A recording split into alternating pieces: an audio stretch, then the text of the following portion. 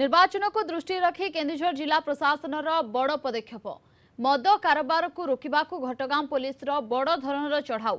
घटगां छोटरायपुर गां निकट जंगल में पुलिस चढ़ाऊ कर प्राय 30,000 केजी महुल पोच और 500 लिटर देशी मद जबत करिछि। जबत पर एगुड़ी को नष्ट कर दिया जाइछि। विपुल परिमाण में मद रंधा सामग्री जबत करिछि police.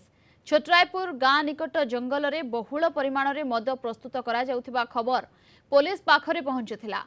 घटगां SDPO Prabhat Kumar Tripathi, IIC सुभ्रांत जेना और केंद्रीय फोर्स घटनास्थल में पहुंची चढ़ाऊ करथिले। चढ़ाऊ बेले मद माफिया माने फरार हो जाइछन्ती। मद रंधा पाई व्यवहृत 100 रु ऊर्ध्व हांडी मध्य जबत होइछि। ये बहुत ह्यूज क्वांटिटी पोच कार ये चलता देशी मद तेणुक आम आसलु सका ये प्राय आम जो रेड कलु प्राय 15-20 जगार मद से पोखरी पाखे रांधुले सिटी आम प्राय 500 लिटर मद जबत करूँ। पोच प्राय 30,000 लिटर्स आम पाइलु स्पॉट डिस्ट्रॉय करूँ। यही संबंध पाखापाखि 100 पर हम डेक्ची जो मानक प्रिपेरेसन करुले डेक्ची जबत होती।